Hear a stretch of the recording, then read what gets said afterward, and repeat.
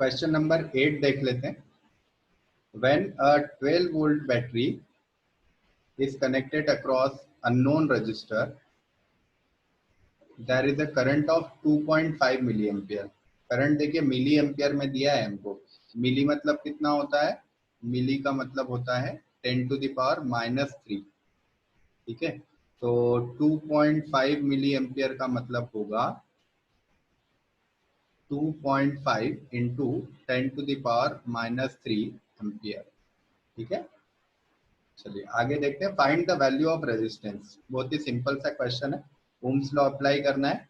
Ohms law क्या है? Ohm's law के according V is equal to I into R होता है। तो R इक्वल टू बन जाएगा V अपॉन I। और V कितना दिया है? V दिया है हमें 12 वोल्ट। I कितना दिया है? I हमें दिया है 2.5 इंटू 10⁻³ 10⁻³ है। अगर इसे हम ऊपर पहुंचाएंगे तो कितना आएगा? 12 इंटू 10⁻³ को ऊपर पहुंचाओ कितना आ रहा है? 10⁻³ अपॉन में है 2.5। डिवाइड कर देते हैं। डिवाइड करेंगे तो देखो कितना आ रहा है? 2.5 से इसे डिवाइड करो। 2.5 से डिवाइड करोगे तो आएगा 2.5 से अगेन डिवाइड कर रहे हो तो 4.8 इंटू 10⁻³ तो हमारा रेजिस्टेंस जो है वो आ रहा है 4800 ओम। ये टोटल आपका रेजिस्टेंस आ गया ठीक है।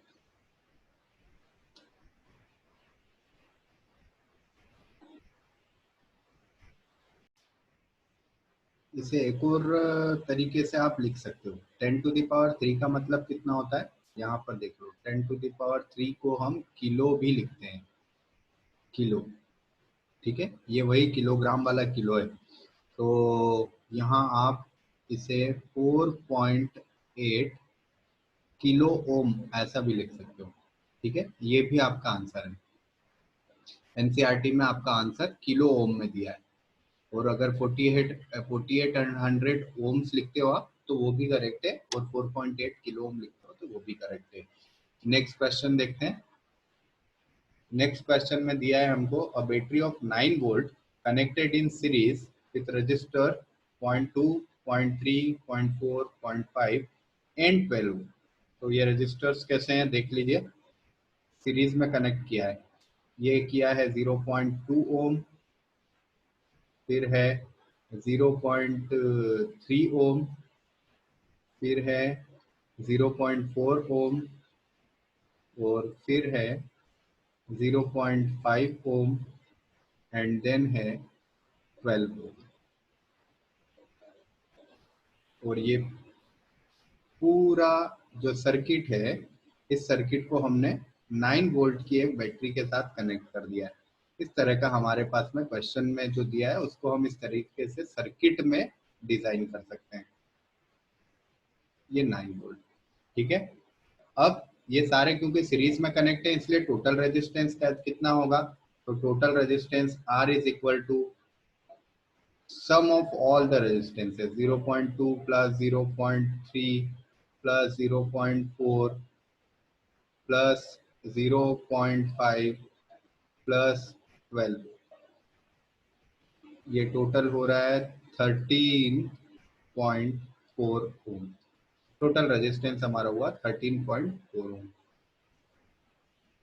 वोल्टेज कितना दिया है? वोल्टेज दिया है 9 वोल्ट ठीक है। अब क्वेश्चन में क्या पूछा है? How much current would flow through the 12 ओम। तो 12 ओम मतलब इस वाले रेजिस्टेंस से कितना करंट जाएगा? क्या पूछा जा रहा है? इस रेजिस्टेंस से कितना करंट जाएगा? कौन से रेजिस्टेंस से? 12 ओम वाले रेजिस्टेंस से कितना करंट जाएगा? तो जितना करंट यहां से जाएगा वही करंट 0.2 से भी जाएगा, वही करंट 0.3 से भी जाएगा, वही करंट 0.4 से, वही 0.5 से और वही 12 ओम से भी जाएगा। ऐसा क्यों? इसके लिए आप एक बात याद रख लीजिए, ये बिल्कुल इंपॉर्टेंट है। Current remains same in series. Series में क्या सेम रहता है? करंट सेम रहता है। सीरीज कॉम्बिनेशन में करंट क्या रहता है? सेम रहता है। और पैरेलल कॉम्बिनेशन में क्या चीज सेम रहती है? पैरेलल कॉम्बिनेशन में क्या चीज सेम रहती है? वोल्टेज सेम रहता है। वो सीरीज कॉम्बिनेशन में करंट सेम रहता है। तो जितना करंट सर्किट से निकलेगा वही करंट 0.2 से 0.3 से 0.4 0.5 और 12 ओम से जाएगा। हमसे पूछा है कि 12 ओम से कितना जाएगा, तो 12 ओम वाला करंट टोटल करंट ही होगा। तो टोटल करंट के लिए फिर हमारे पास जो फॉर्मूला है, कौन सा फॉर्मूला है हमारे पास में? ओम्स लॉ है। तो ओम्स लॉ अप्लाई कर देते हैं। ओम्स लॉ होता है I is equal to V by R. तो V बाय आर पुट कर देते हैं 9/13.4। इसको आप सॉल्व करेंगे तो 0.67 एम्पियर ये वैल्यू आएगी। ठीक है, ये आपका आंसर है। कितना आंसर आया? I is equal to 0.67 ampere. आप एक बार कैलकुलेशन चेक कर सकते हो। कैलकुलेशन को एक बार चेक करके देख लीजिए और एनसीईआरटी में आंसर भी चेक कर लीजिए। I is equal to 0.67 ampere. ठीक है, इजी क्वेश्चन है। इससे पहले वाला भी इजी क्वेश्चन था, इसलिए इससे रिलेटेड कोई प्रैक्टिस क्वेश्चन करने की हमको जरूरत नहीं लग रही है। नेक्स्ट क्वेश्चन देख लेते हैं।